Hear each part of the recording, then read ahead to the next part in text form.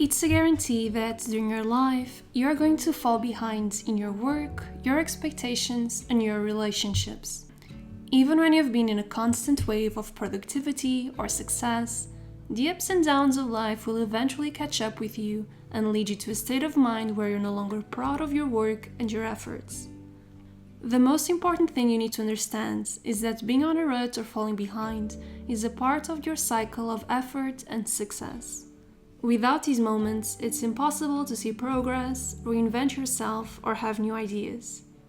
In a sense, these dark moments are a step back that allow you to be more mindful and aware, so you can take 2 steps forward. Once you understand that being on a rut or falling behind is a natural behavior, you'll be able to rationalize better your understanding of that feeling of frustration and know how to move forward.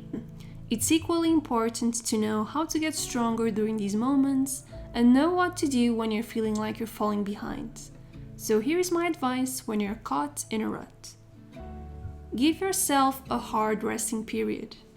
Allow yourself the right of not being productive or producing quality work for a couple of days. Tell yourself you deserve to procrastinate for some time. Select a couple of entertaining activities you've wanted to do for a long time but didn't feel like you deserved to, like playing video games for an entire morning, binge watching a Netflix show, or talking with a friend on the phone for hours. This is fundamental to reset your mindset for the next stage. Be brave enough to think of a new strategy.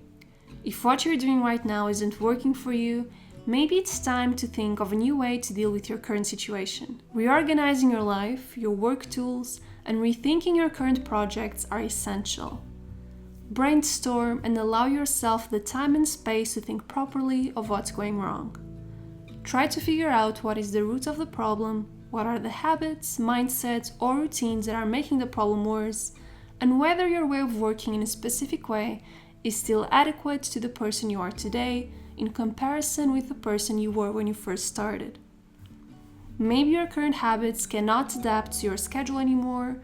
Maybe your old study techniques don't get you the high grades you had in the past. Maybe your old fitness routine doesn't allow you to reduce weight now.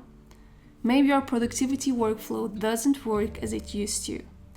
Independently of the target, you should know there's a way to overcome this feeling of falling behind, and being more mindful and planning and brainstorming your way out of this crisis is the way to go.